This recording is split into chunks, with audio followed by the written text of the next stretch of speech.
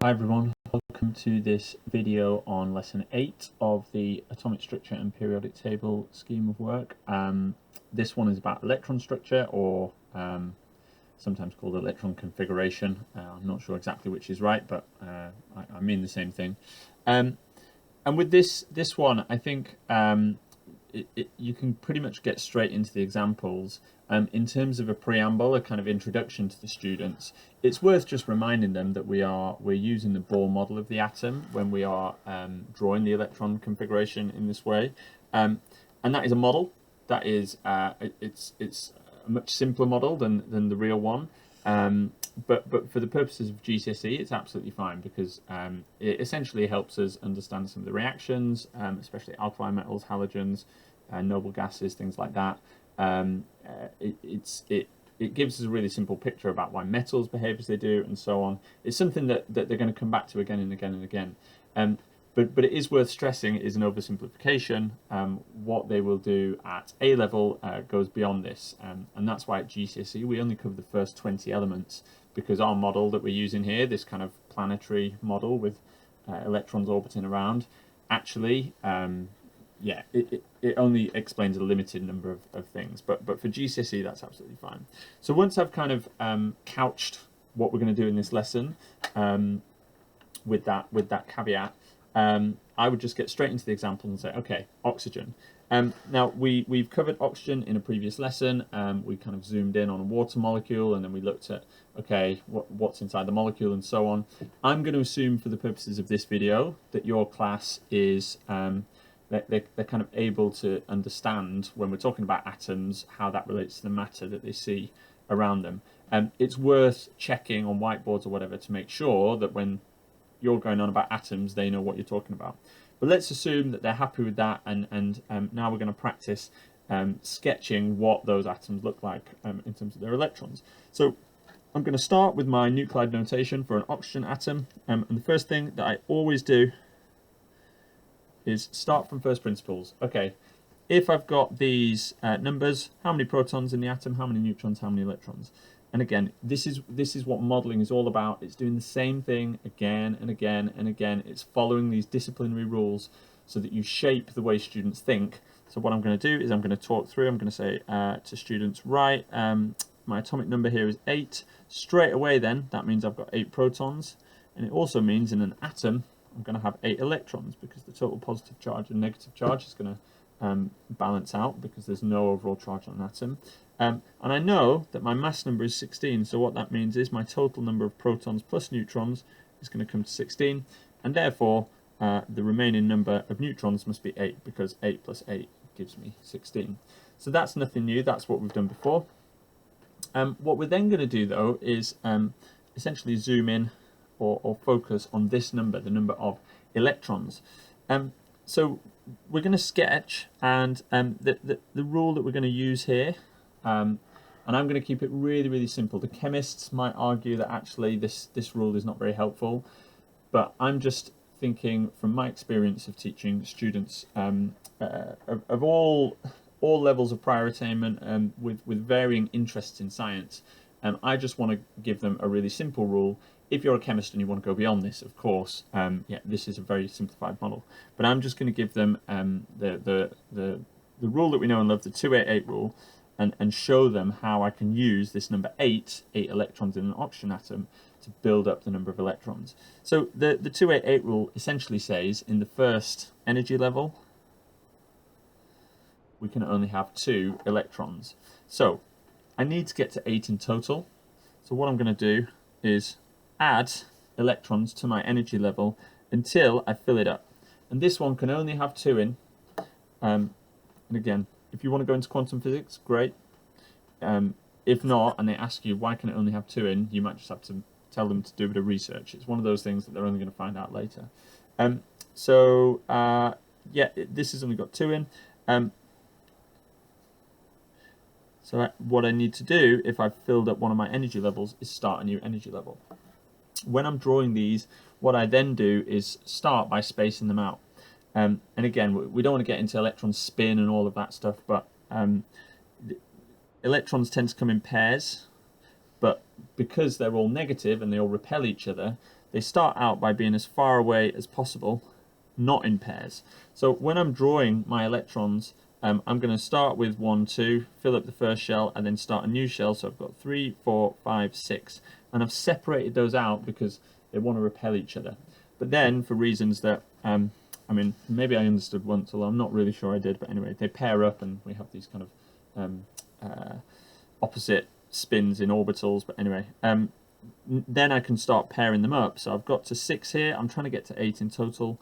So then I say 7, 8. I can pair them up. It doesn't really matter where I pair them up, although as much repulsion as possible is good. And then I've got my oxygen atom, and I can show students, okay, I've got 2 in here, and I've got 1, 2, 3, 4, 5, 6. So I'm going to write the electron configuration of 2, 6, and 2 plus 6, well, that is equal to 8. Wonderful. So I'm going to do the next example, and I'll do these a bit quicker. So the next one that I've got in the slides is sodium.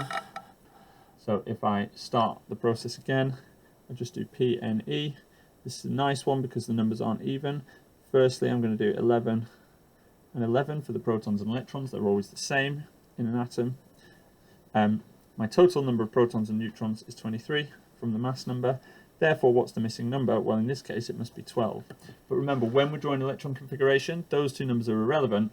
I always think it's worthwhile doing it anyway, because if students are in those habits, then they can pretty much think about whatever they need to think about to do with matter and atoms. So in this case, I'm interested in 11. So this is a good one because it stretches the 288 rule a bit more. So here's my nucleus. Again, emphasize to students that when we're drawing electron configuration, we don't really care what's going on inside the nucleus. We could zoom in and look at the protons and neutrons as we've done in earlier lessons, but actually for most of chemistry that doesn't really matter. That's more for the physicists. We're just going to focus on the electrons. So again, I'm trying to get to 11 in total, and maybe I could do it a different way this time. Maybe I could say, okay, let's keep a running tally just to remind us that we're trying to get to 11. So this is my first energy level. Because of the 288 rule, I've got 2 in there. I'm going to need to start a new shell. I'm just going to write down here I've got 2 in my first shell. So then I'm going to start my new shell.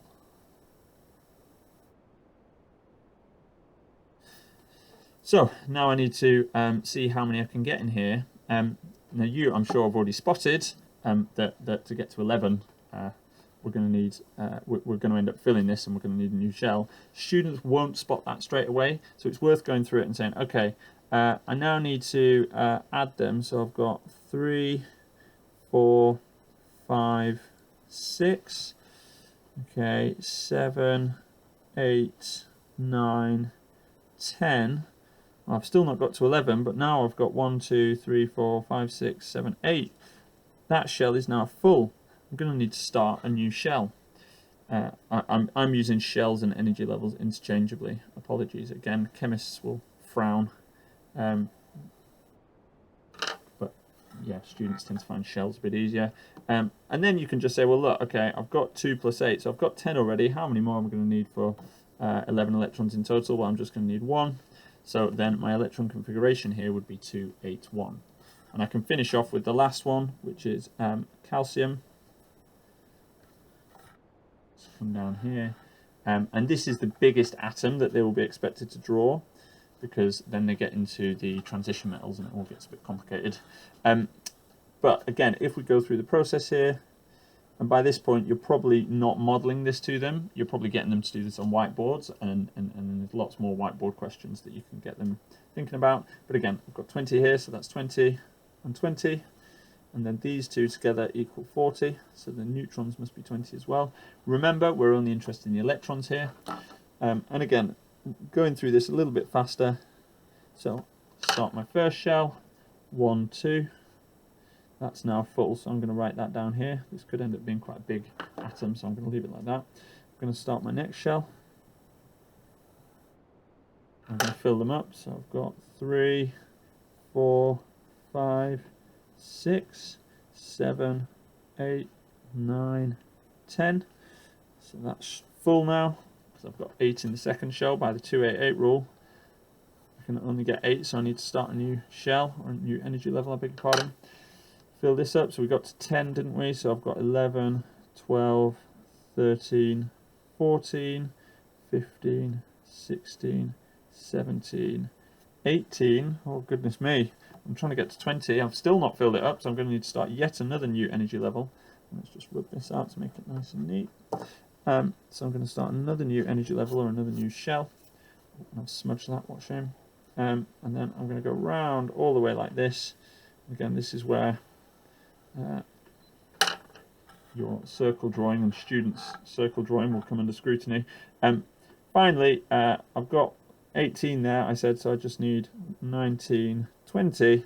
So therefore I've got 2 in my last shell. I can put a comma and a 2 there. That's my electron configuration. And really that's it. That's everything in this lesson. Obviously students are going to need to practice this a lot. If they've not quite mastered it by the end of this lesson, do not worry, because actually, like everything in this unit, we're going to keep coming back to these ideas again and again and again throughout the curriculum. And understanding this is absolutely foundational to understanding anything else that goes on in chemistry. So this will not be the last time we practice electron structure. So do not fear if not every single student has completely mastered it, but with really clear modelling and lots of checking for understanding and lots of practice, they should get a fair way along, and then they can embed those skills and apply these ideas to more difficult ideas later on in the course. In the next lesson, we will be looking at ions.